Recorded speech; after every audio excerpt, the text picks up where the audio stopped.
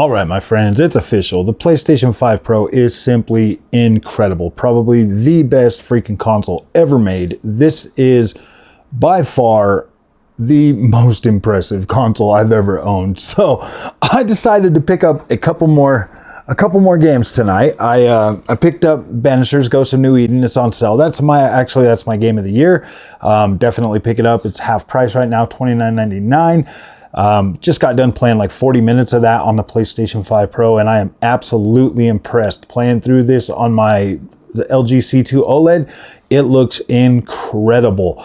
And then I picked up Dragon Age Velguard, and I'm playing some of that. I put up a video on that, and I'm looking at the overall visual quality on a 4K display, and I'm like, wow, man, like you would think after listening to like Digital Foundry or somebody else that this game just looks absolutely trash on PlayStation 5 Pro, and I'm finding quite the opposite. I'm looking at it and I'm like, what the freak are these guys talking about? Why do they go out of their way, these PC bros? You know, they're PC bros. They're going out of their way to completely trash the PlayStation 5 Pro just due to the fact that, like, I honestly, I'm not even joking. I really do think that these guys are trashing PlayStation 5 Pro because it literally has them shaking in their boots and the hair on the back of their neck standing up, that a damn console can do upscaling damn near pretty close to what the NVIDIA GPUs can do. Like, this PSSR is actually pretty dang impressive. I actually checked out a little bit more of the Star Wars Outlaws today. I was looking at that and I was flipping between, FSR 3 and PSSR, and I'm looking at it and I'm like, wow, man, they've actually upgraded the PSSR in that patch as well, because it looks a lot cleaner. Obviously there's still some stuff in the distance, but you got to understand, like, you have to look at it from this point.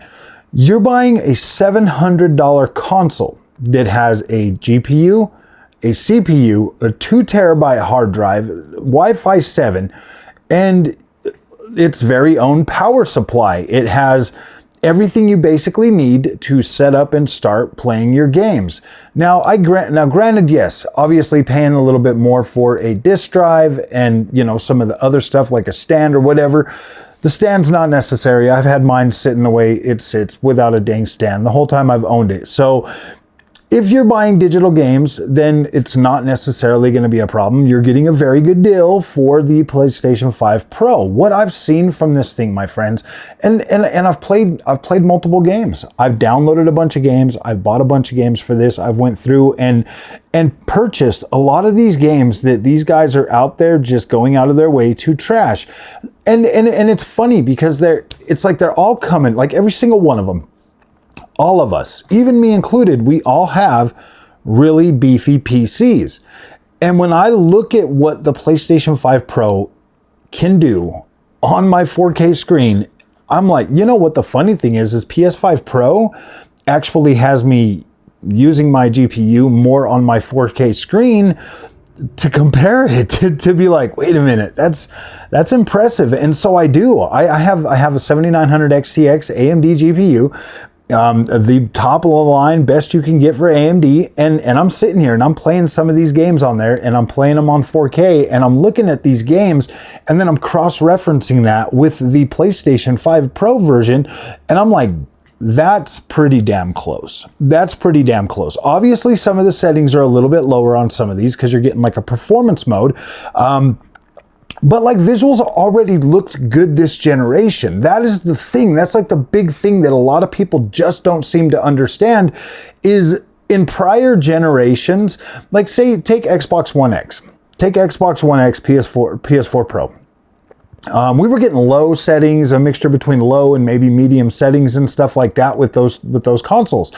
And so when you look at some of the games that came out then, and I'm gonna go through and I'm gonna grab a couple of games that I have on the PC that I also have on like the Xbox One X or the PS4 or the PS5, and I'm gonna do like a comparison of max settings versus like the low or medium settings that those games come with, because the newer games that are coming out with significantly higher settings due to the fact that both Series X and PlayStation 5 have more available VRAM for them to actually bring these higher settings for you.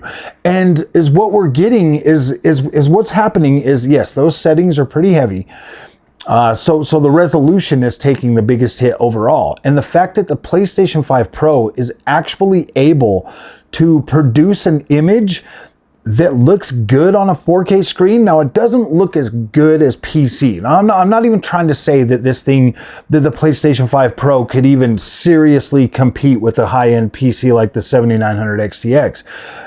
It does good enough, because most people aren't never going to see what a 7900 XTX can do. Like, most people are never going to see that. Like, the PlayStation 5 Pro, in my opinion, delivers the highest quality that you can get on a console in terms of image quality right now due to PSSR. And when you utilize it in games that don't have that are just using dynamic resolution, or they have a dynamic frame rate or something like that, you can actually see that the PlayStation 5 Pro is able to tap into that power and kind of start pulling ahead, making that image quality look even better. Now, when the image is upscaled, when you've got like heavy upscaling or whatever, you're upscaling from, like some like 864p or something, as long as the resolution, that base resolution is dynamic, say it like scales down to like 864p, but it goes up to like, and there's no lock or no cap on that overall resolution,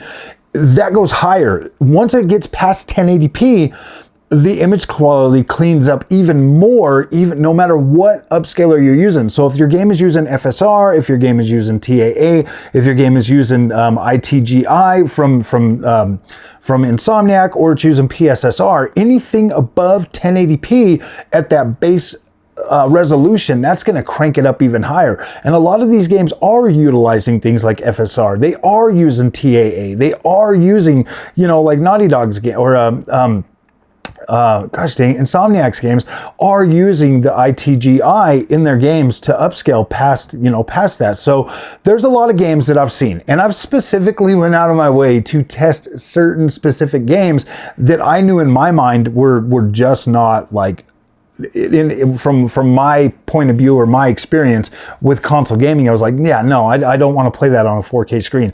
I've pretty much relegated my Xbox Series X and my PS5 base to 1440p monitors, but PlayStation 5 Pro with PSSR actually delivers an experience that I feel better. Like, it looks good on a 4K screen. It's not perfect, it's not pixel perfect, and it's not super sharp and crispy, but it looks good. It looks better than what you're getting just out a normal PS5 or an Xbox Series X. And that's good. Now, this system is definitely built for those of you that absolutely care about your visual quality. Like, if you care about visual quality, you probably want this system. This is the console for you. You definitely want it, because you're going to get a significantly better image quality out of this. Now, there's a lot of people out there trying to muddy the waters or poison the well just due to the fact that they're trying to say that this thing doesn't make a big difference. Look, man, I have no reason to lie to you. It's not like PlayStation or anything is paying me or anything like that.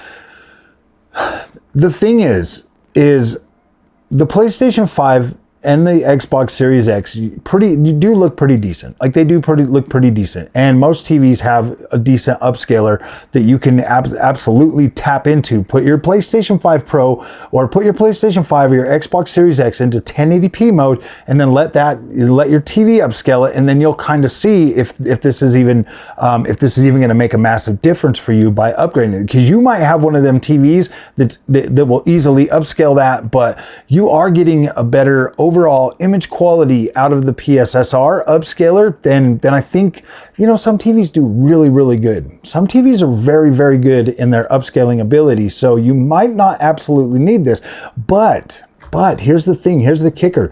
If the game is under 1080p, it's still going to have a hard time upscaling on your TV as well. But if your PlayStation 5 Pro can get you over that 1080p line, get you up to, 1080p or higher, then your TV is going to even upscale it even better. But then PSSR is actually going to be able to do much better on that as well. Now, I did go back and I was looking at Star Wars Jedi Survivor today, and that game is, yeah, you can tell that one is definitely down in the 720p range. That's why the upscaler is not looking that well. That's pretty interesting, to be completely honest with you. I think that they should devote a PS5 Pro patch to at least increasing the base resolution, because once you get a native base resolution on a 4K screen, it upscales better. It upscales better. So yeah, guys, I'm super stoked and super happy about the PlayStation 5 Pro. It literally keeps surprising the hell out of me. Everything I've thrown at it, I've come away like, wow, that's pretty good. I would say literally the only game that really still has me like, oh my gosh, this sucks, is probably Jedi Survivor. Seriously, out of everything I've played on it, Jedi Survivor is probably still the absolute worst, and that one's still the one that's still broken on PC. Like for some reason, Respawn just cannot freaking seem to fix that game and put it in a good position to where it's good everywhere.